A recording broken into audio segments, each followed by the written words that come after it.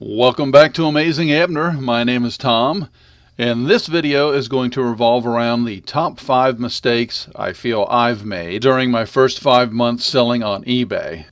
If you're a new seller on eBay or any other platform, hopefully this can be of some benefit to you. And if you are a veteran reseller and much more skilled and educated than I am on the subject, maybe you'll get a laugh out of some of this. I can't believe he did that. Well, I did do it. So stay tuned to find out what it was.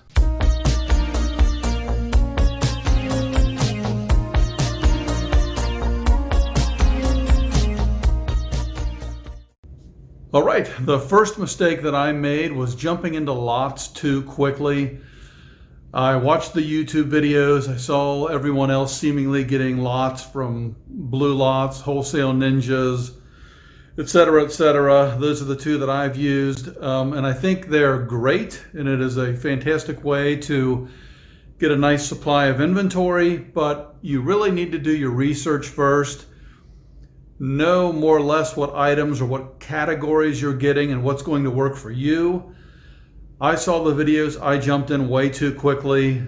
Here we are 5 months into eBay, and some of this stuff that I purchased in lots early on, I still have. So if I had to do it all over again, I would not have jumped into lots so quickly.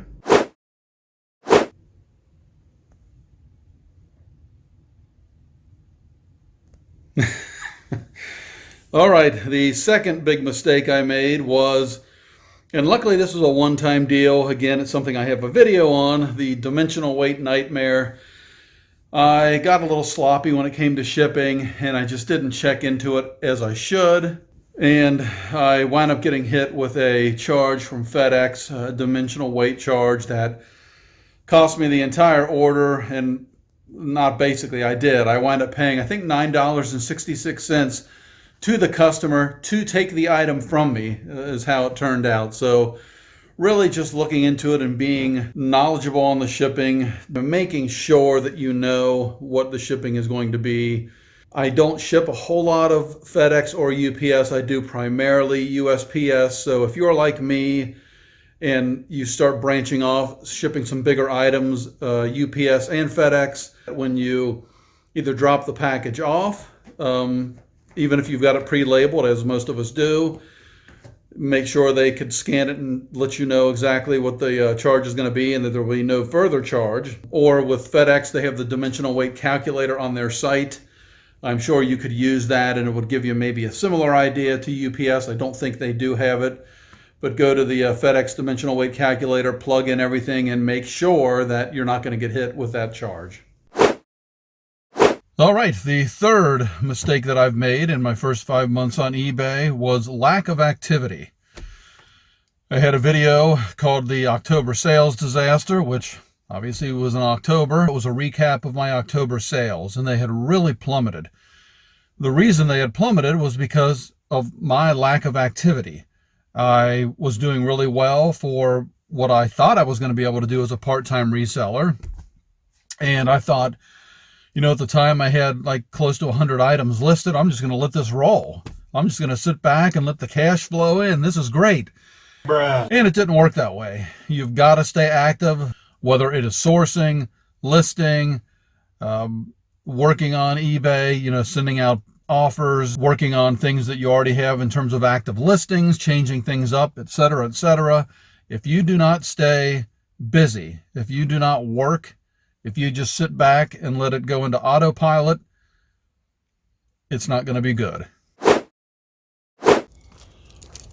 All right, number 4, Beanie Babies. And we can broaden this out to knowing your product.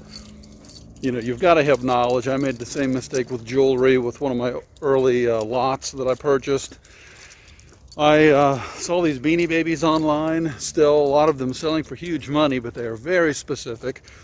They may look exactly like one that you see in a thrift store, but more than likely it's not the same one. They have to have errors or a myriad of little things, and I loaded up on these Beanie Babies and I thought I was going to get rich, and it was a bad move. I didn't know my product.